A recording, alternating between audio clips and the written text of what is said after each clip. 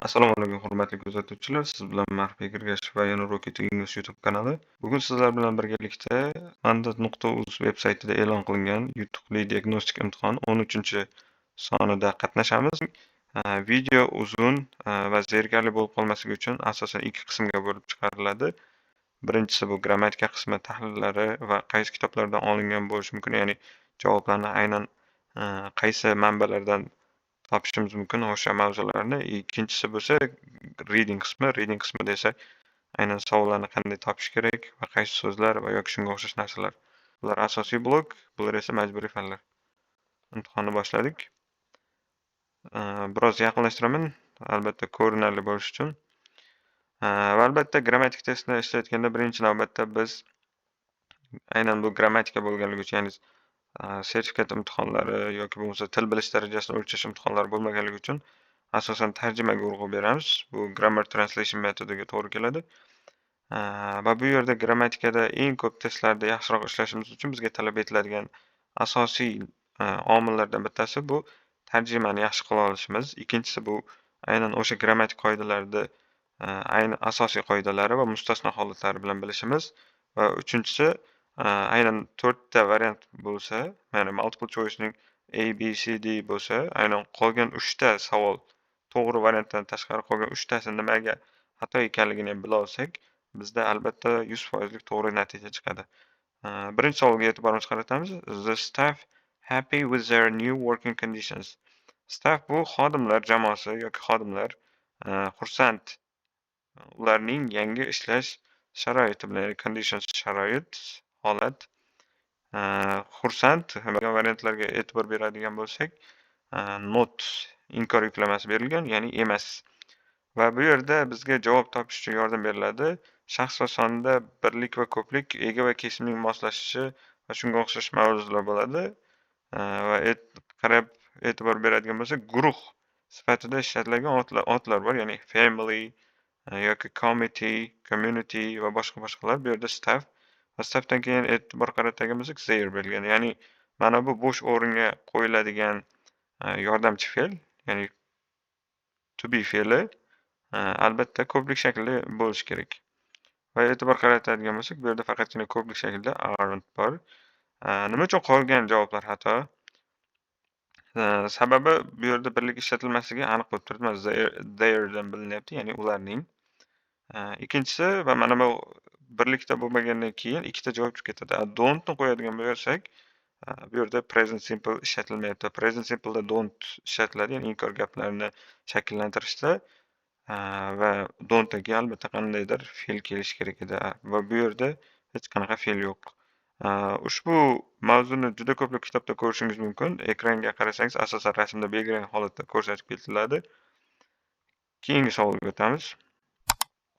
Ikkinchi savol. Tom's grandfather died 1977, the age of 79. Ya'ni Tomning buvisi vafot etdi 1977-yilda 79 yoshida. Va bu yerda mavzu grammatikada predloglar va nima uchun mana bu it's a age of bo'lganligini quyidagi rasmda ko'rishingiz mumkin. To'g'ri javob A. Uchinchi savol. They were both tired because they football. Ularning ikkisi ham charchagan edi, sababi ular futbol o'ynayotgan edi. Bu mavzuni asosan zamonlar qismidan olingan, ya'ni fe'llarda zamon shakli va undan tashqari zamonlar moslashuviga ham ozroq aloqasi bo'lishi mumkin. Nimagaligini hozir tushuntirishga harakat qilaman. Ularning ikkisi ham charchagan edi, ya'ni bu yerda o'tgan zamon past simple ishlatilyapti, e'tibor qaratadigan bo'lsak. Sababi ular futbol o'ynayotgan edi, ya'ni ular o'tgan zamonda charchagan edi va ular futbol o'ynayotgan edi, ya'ni futbol o'ynaganligining natijasi sifatida charchaganligi ko'rinyapti, ya'ni undan ham oldin. Past perfect qoidasiga qaraydigan bo'lsak, asosan o'tmishdagi natijalarga urg'u beriladi va ko'rinib turadi va u o'tgan zamonda ma'lum bir belgilangan vaqtdan oldin sodir bo'lgan ish harakatni bildiradi va aynan mana shu qismida bu o'tgan zamonni bildirib turibdi, ya'ni ular charchagan edi va undan oldin futbol o'ynayotgan edi. Bu yerda agar past perfect berilganda balkim qaysidir ma'noda u ham to'g'ri javob bo'lardi. Ammo ko'proq past perfectga qaraganda past perfect continuous va present perfect continuous zamonlari nisbatan ko'proq natijaga urg'u berish uchun ishlatiladi va buning sababi va qoidalarini quyidagi rasmda ko'rishingiz mumkin. Find the correct definition, investigate. Bu turdagi savollar lug'at uchun, ya'ni vocabulary yaxshi bilishimiz kerak va faqatgina tarjimasi yetarli bo'lmasligi mumkin. Biz undan tashqari definition, ya'ni izohini bilishimiz to'g'ri keladi. Investigate so'zini shunchaki yoddan izohini bilganligim uchun bu yerda belgilab ketyapman. Asosan bu lug'at Destination B2 kitobida berilgan. Buni quyida ham ko'rib o'tishingiz mumkin rasmda. Va investigate degani bu qidirish, o'rganish, izlanish qilish. Carry out research or study into subject or problem. Carry out bu ham destination kitoblari to'plamida berilgan. Research bu tadqiqot, ya'ni tadqiqot amalga oshirish yoki o'rganish qilish bir fanda yoki muammoda. Buni albatta o'zingiz ham tekshirib olishingiz mumkin. Va shu yerda qo'shimcha qilib aytib o'taman. Sizda bir savol tug'ilishi mumkin va mana bu savollar o'zi qayerdan keladi, nimaga asoslanib tuziladi deydigan bo'lsak, Bilim va malakalarni baholash agentligi tomonidan har yili asosan har yili tasdiqlangan darsliklar ro'yxati e'lon qilinadi va bu haqda o'tgan yili video qilgan edim. Bu yil ham video joylaymiz yaqinda.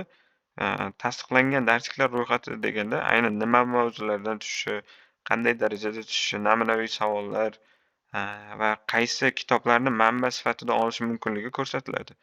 Va biz aynan ana shu kitobdagi mavzularga tayyor bo'lsak, demak, bu savollarda qiyinchilik kamroq bo'ladi. Agar albatta bu tayyorgarlikka va o'z ustida ishlashga bog'liq bo'ladi.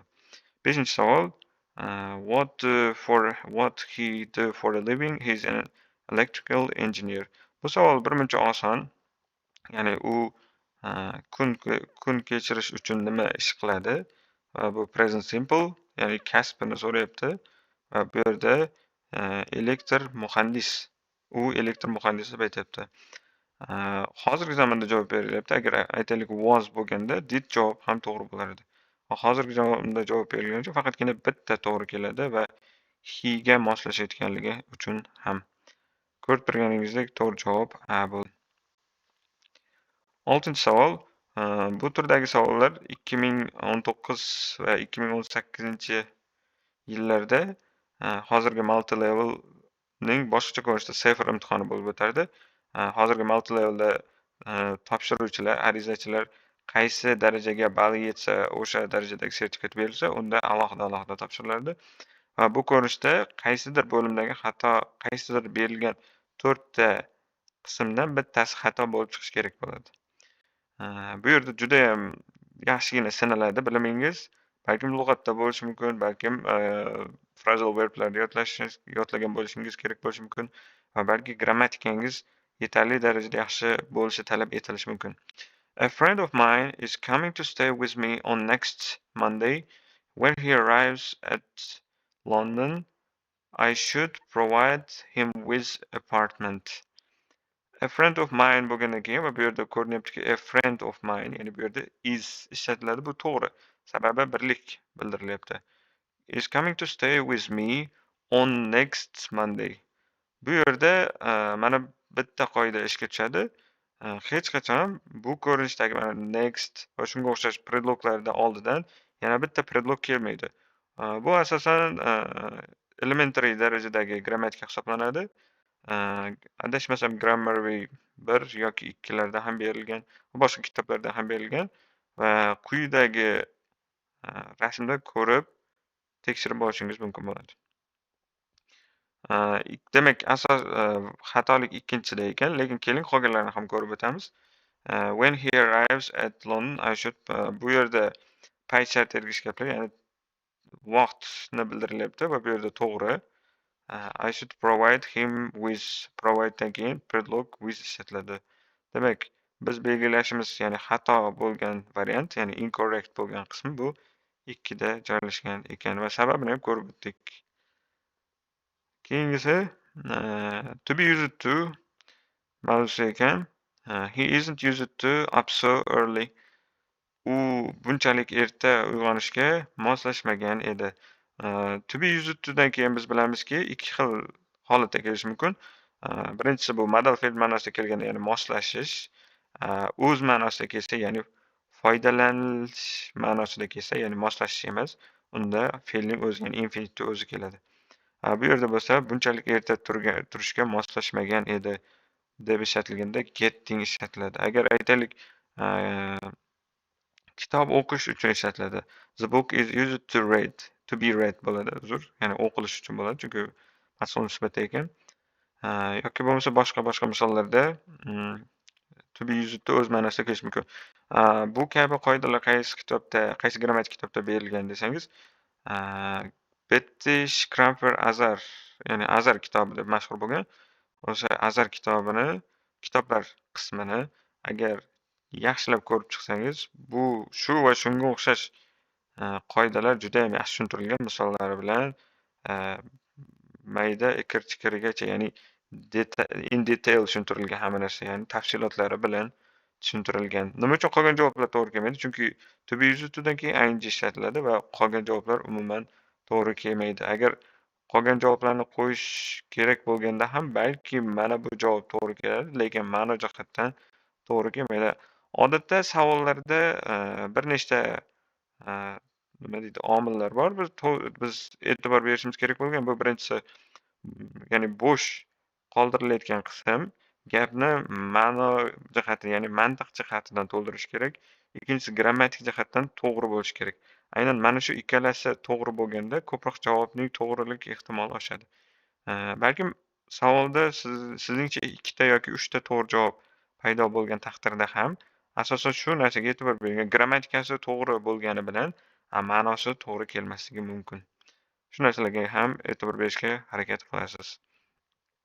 Keyingisi yana lug'at qismiga oid savol. Find the correct antonym. Antonym, ya'ni zid ma'noli so'zni toping. Zid ma'noli deny. Bu ham Destination B2 kitobida berilgan. Bu lug'at ham aynan asosan mana shu lug'atlar ham berilgan. Accept, decline, refuse. Deny bu rad etish.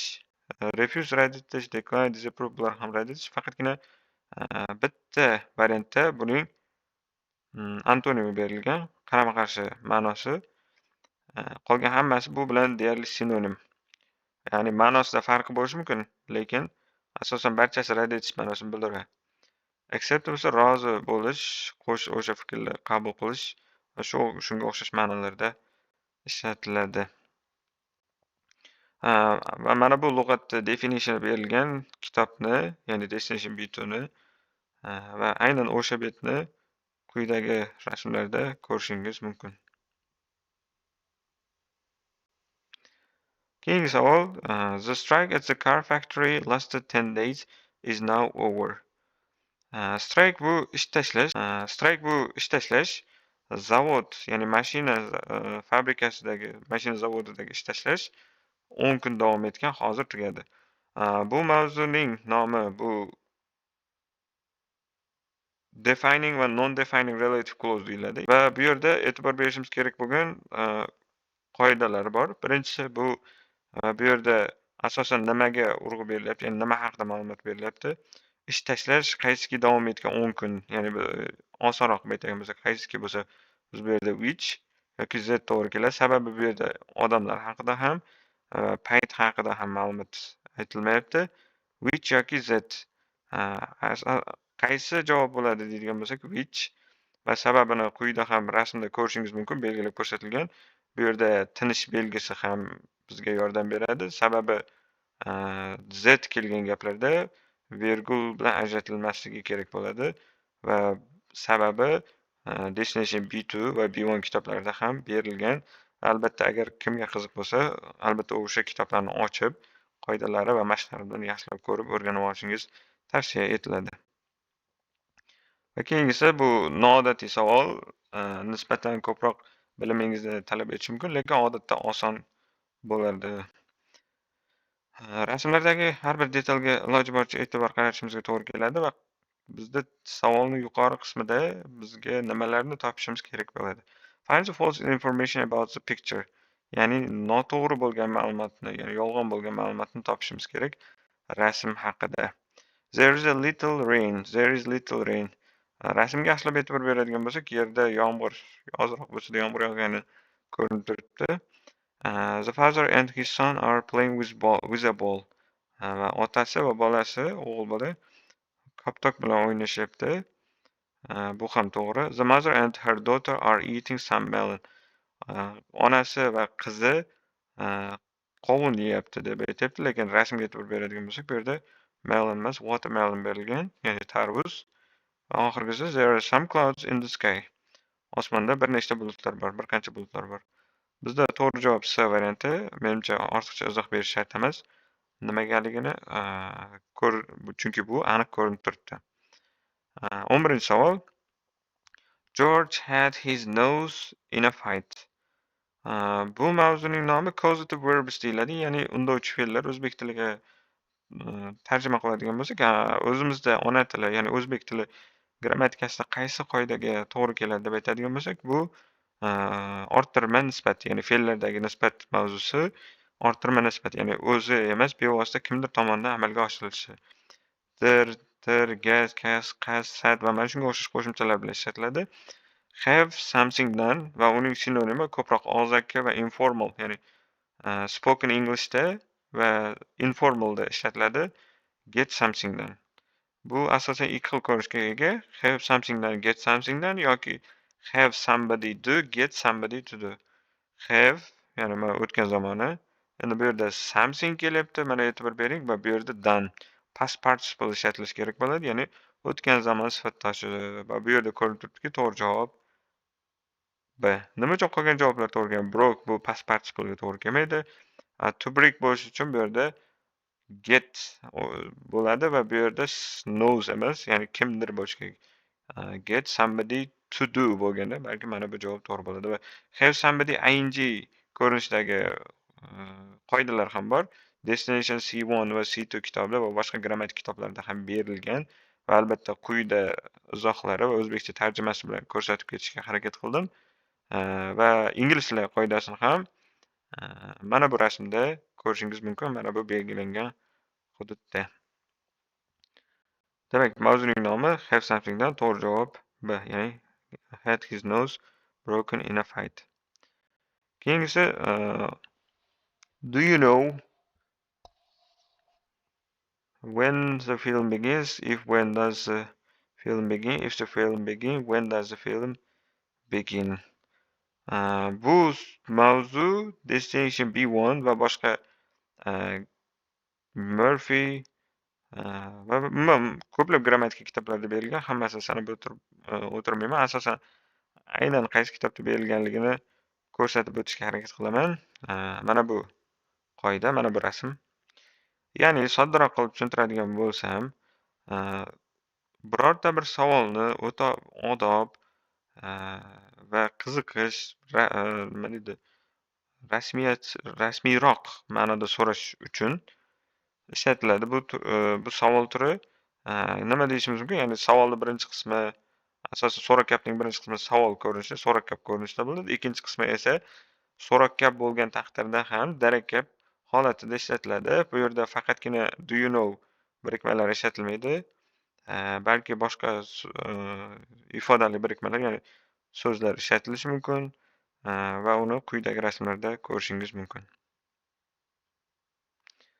Va shundan tushunsak bo'ladiki, so'roq gap emas, aksincha darak gap holatida keladi. Do you know when the film begins bo'ladi. Nima uchun qolganlari bo'lmaydi? Chunki bu does the film begin, ya'ni inversiyaga ushlab xuddi so'roq gap shaklida yashalyapti.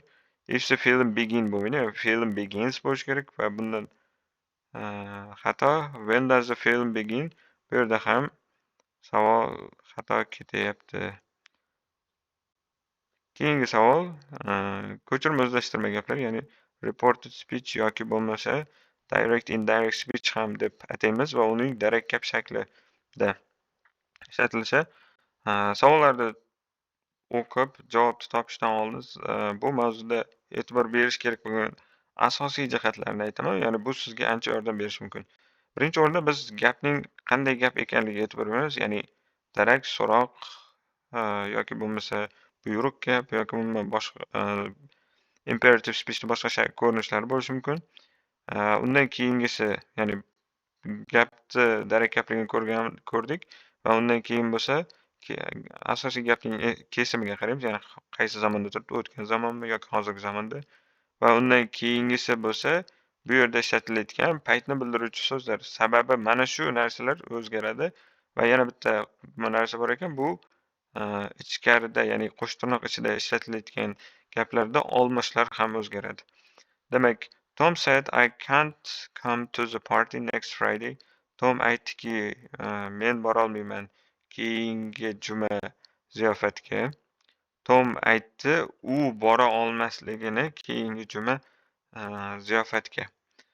Xuddi mana shu holat o'zgarishi kerak. Endi qoidasiga ko'ra, mana bu olmosh I Tomga qarab o'zgarganda he bo'lishi kerak va ikkita gap bog'lanayotganda z bog'lovchi ishlatiladi. E'tibor bering, mana barcha variantlarda berilgan va he ga o'zgaryapti va zamonlar moslashuvi, ya'ni consequence of time deyiladi.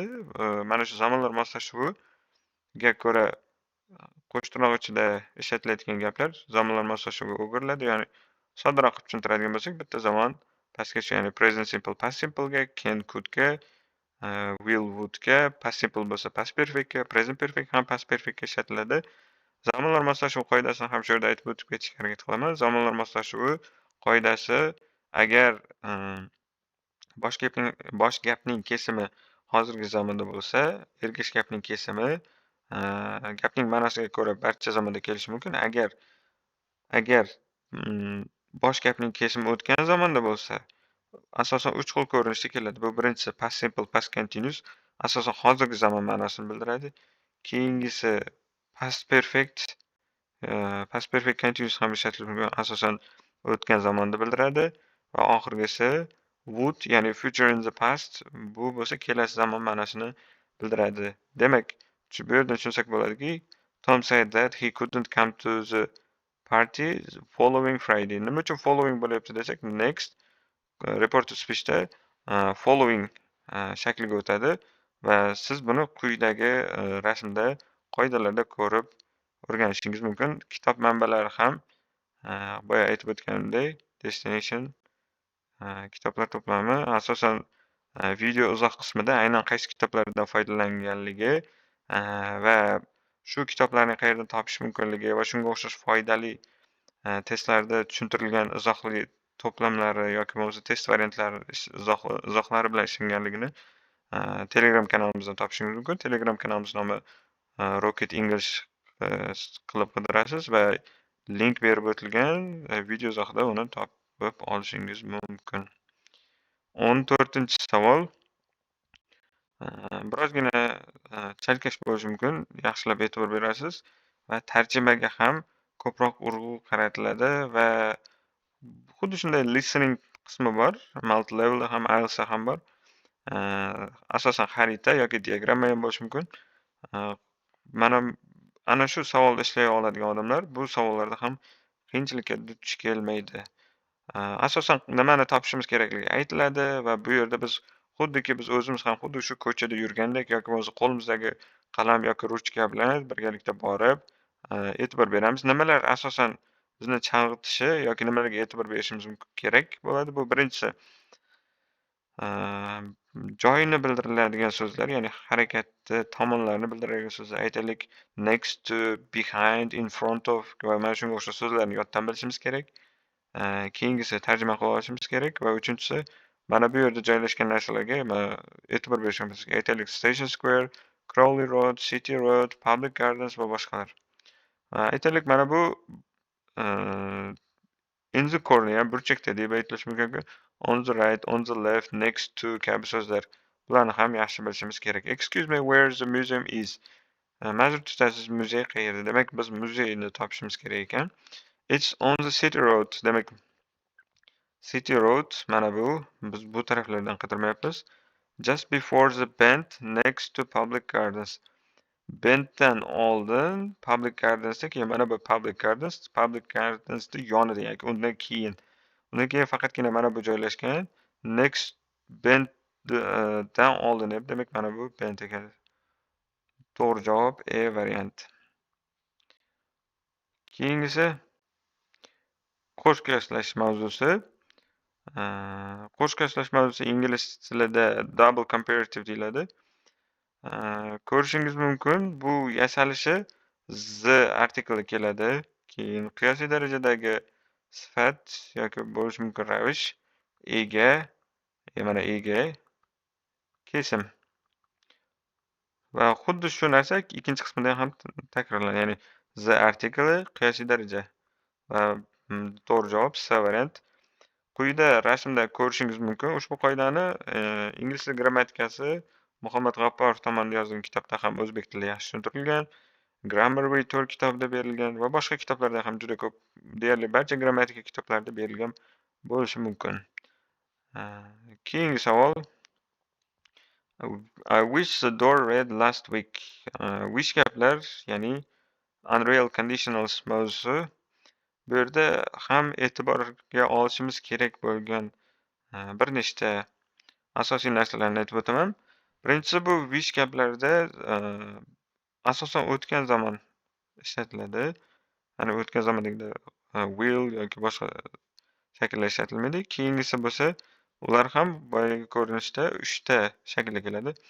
Demak, past simple, past simple da keladi yoki past continuous ham kelishi mumkin asosan, lekin past simple da keladi. Past perfect yoki would. Lekin I wish I would ishlatilmaydi. I wish dan keyin I bilan we ga would ishlatilmaydi. Mana shunday qoida bor. Va zamonlarga e'tibor beramiz. Ya'ni last week va bu yerda zamoniga e'tibor berib o'tgan zamonni bildiryapti. Demak, wish gaplarda o'tgan zamon ma'nosini bildirganda biz past perfect zamonni ishlatishimiz kerak bo'ladi. Wish gaplar o'zbek tiliga qaniydi, qanendi va shu kabi tarjima bilan ishlatsak bo'ladi va uning sinonimi if only. I wish I had painted the door last week. Qani edi men eshikni o'tgan hafta qizilga bo'yaganimda edi. Ya'ni o'tgan zamondagi amalga oshmagan ish harakatga nisbatan afsuslanish ma'nosini bildiradi va quyida qoidasini ko'rib o'tishingiz mumkin, belgilangan qizil bilan. Keyingisi 17-si, ya'ni 17-savol. I haven't got any money. Menda hech qancha pul yo'q, ya'ni pul yo'q demoqchi. Va bu mavzuning nomi inversiyaga uchraydi. Buni Destination kitoblarida ham, boshqa kitoblarda ham ko'rishimiz mumkin. Bu yerda nimalarga e'tibor beramiz? Birinchi o'rinda gapning darak yoki inkorligiga, ikkinchisi esa zamoniga e'tibor berishimiz kerak bo'ladi. Zamoni va shaxsga albatta. Balki qaysidir testlarda ko'rgan bo'lishingiz mumkin, do chiqishi mumkin. Sababi boyagidek present simple'da umuman present simple'imiz, ya'ni have bilan birgalikda yasaladigan qo'shma fe'llar present simple'da ishlatiladi ana shunday holatlarda. Keyingisi you can catch of these buses, they all go to the center. Siz catch, mana bu avtobuslarni to'xtatishingiz mumkin. Ularning barchasi boradi, ya'ni to'xtatishimiz, ya'ni avtobusga minishingiz mumkin, tutishingiz mumkin deymiz. Bu yerda chalg'ituvchi bo'lishi mumkin. No ni qo'ya olmaymiz. No of the buses bo'lmaydi, none of bo'ladi. Agar none bo'lganda bu javob to'g'ri bo'lardi. A few of the buses deya olmaymiz, ya'ni bir nechtasini demaymiz. Xohlagan biri ma'nosida keladi, any. Siz ushbu avtobuslardan xohlagan bittasini tutishingiz mumkin va ular barchasi markazga boradi.